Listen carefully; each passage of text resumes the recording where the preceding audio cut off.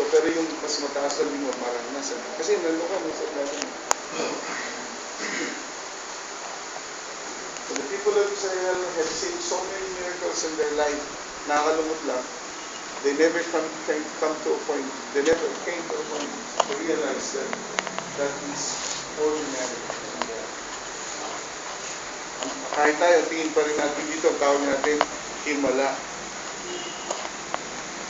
Walang himala, mga kapatid. Amen.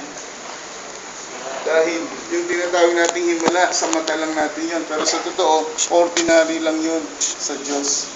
Kaya lang, wala tayo doon sa kaparahanan ng Panginoon. Kaya nga nangyari, we live in a deception. We only decide and we only live based on what these two eyes can see instead of what the Father, instead of the promises of God that He has given in His Word. Alam nyo, kung meron isang bagay na pangarap ko sa atin sa Iglesia, ay yung makita ang bawat pamilya, ang bawat isa sa atin, na namumuhay tayo higit mas mataas sa buhay ng mga hindi naman palitera. At mangyayari lang yun kapag gagab natin, kapag naiintindihan natin, kung ano ba ang tunay na disenyo ng buhay, sa halip na madaya tayo, doon sa araw-araw na pinapakita sa atin ng sanlibutan na tinanggap naman natin. Yan, may yan. Kaya gusto ko yung tanongin before we close this morning. Matagal na tayong nadaya at doon pa rin tayong namubuhay doon sa pandaraya. On the deception of this world.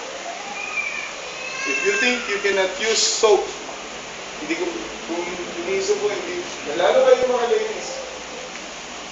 Kung iniisip nyo, hindi nyo pwede gumamit ng sabon sa inyong mga buhok, nadaya kayo ng telebisyon. Dahil kami kahit wala shampoo, pwede. Diba? Kahit nga, minsan nga, aftershave na nga yung nagagamit mo, hindi mo alam kasi kung ano na lang yung gamit mo dun eh. Pero ang punto is that, bakit natin binase ang buhay natin dun sa nakikita ng ating mga mata? Kasi nga, di natin alam, hindi pala yan ang totoo. Ang totoo ay kung ano yung pangako ng salita ng Diyos. Ayaw naman natin basahin. Ayaw naman natin bigyan pansin. Mas gusto natin pinapanood kung ano yung sinasaksak ng sanlibutan sa utak natin at sa puso natin. Kaya tayo nabubuhay doon sa kasinungalingan ng sanlibutan. Anong himala ang pwedeng mangyari sa buhay natin kung nabubuhay tayo sa kasinungalingan? At paano magiging karaniwan ang mga himala ng Diyos sa buhay natin kung wala tayo sa lugar ng Panginoon, sa lugar na inaasahan ng Diyos sa atin? Many of us have been beaten, many of us have been weakened, pinahina tayo ng sanlibutan, sinira na tayo ng sanlibutan. Hanggang ngayon, wala pa rin tayong ginagawa. Simply because we do not understand na mayroong pandaraya na nangyayari sa atin. Mga kapatid, sana po, as we close this morning, gusto ko lang makita nyo, because if you read the Bible, you will see so many things, even more than this.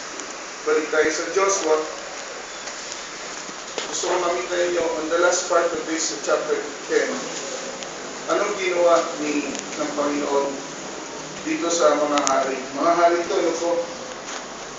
Kung titignan ninyo, verse 39, and then we will close.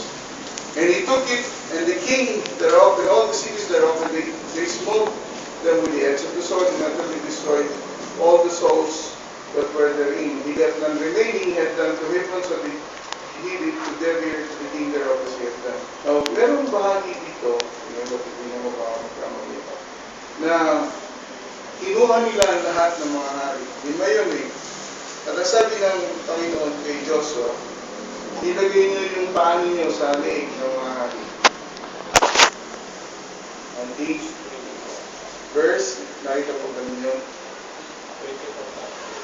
Tingnan natin. 24. It came to pass when they brought out those kings unto Joshua, and Joshua called for all the men of Israel, and said unto the captains of the men of war, which went with him, come near, put your feet upon the neck of these kings. And they came near and put their feet upon the necks of them. That is the symbol of victory. Yung kung paano ginawa ng Panginoong Jesus na lahat ang kanyang kaaway nasa kanyang paanan at lahat sinira, giniba niya at siya naghari. ganun din naman, yung kanilang mga captain, nakadiin doon sa leeg ng mga 5 hari. Palagay nyo, di mamamatay yan. But the symbol of this is that is the overcoming power na binigay ng Diyos sa buhay ng mananampalataya. Nasalit na tayo sinasakal at tinadaya ng sanlibutan, dapat inaapakan natin sa leeg ang sanlibutan ito sapagkat mas mananaig tayo, mas may kapangyarihan ng Diyos natin, nakatuntun tayo sa katotohanan at hindi tayo kasama sa pandaraya. The kings represent the kings of the world. It represents all the deceptions na nasa sanlibutan ito. And yun ang dapat na maging posisyon nila. Hindi tayo dapat kasama doon. Kaya ang tanong po, kailan ilalagay yung paa mo dun sa leg ng kaaway? How can we do that? Number 1, alisin mo yung posisyon mo dun sa sanlibutan. You must begin to see the true condition of things around us. Hindi yung nakikita ng mata. And then from there, tanggalin mo yung iyong pagkakaligto. Tingin mo palagan ka ng Diyos sa lahat ng mga pandaraya nito. God will deliver you from all this deception and you begin to level up. Mamuhay ka, layon dun sa mga pangako ng Diyos at hindi dun sa nakikita na yung mga mata. And you stand for that. For God can even change His design and His creation just to give way for His promises. Yun ang katapat ng Panginoon. Kung nakayanan ng Diyos na baguhin niya ang disenyo ng lahat ng kanyang linika para lang mangyari ang pangako niya kay Joshua, kaya niyang gawin yun sa iyo. But the problem is, you're not even there. You are not even there. And I'm inviting you, mga kapatid, iwanan na natin sa inyo. Ibig sabihin yung sistema nito, labanan natin yung sistema na sa libutan. Nagsimula tayong mamuhay doon sa kung ano mga pangako ng Panginoon sa aklat nito, sapagkat ito nagsasaad ng tunay na disenyo ng buhay. At dito nakapalo ang mga pangako ng Diyos na kanyang tutuparin. Istulang papabuhin niya lahat ng mga bagay na nilikha niya. Pero hindi niya babalik ang kanyang kuwasa. And I pray, tayo lahat, makita yung kapangyarihan na yun ng buhay. Hindi dito sa loob ng church, kundi paglabas ninyo, simulan nyo na makipagtigma. Dapat sa sistema na sa liputan kung makapamuhay tayo meron sa pagkakas. Amen? Kaya lahat tumayo at ang nanangin ng Panginoon namin Diyos.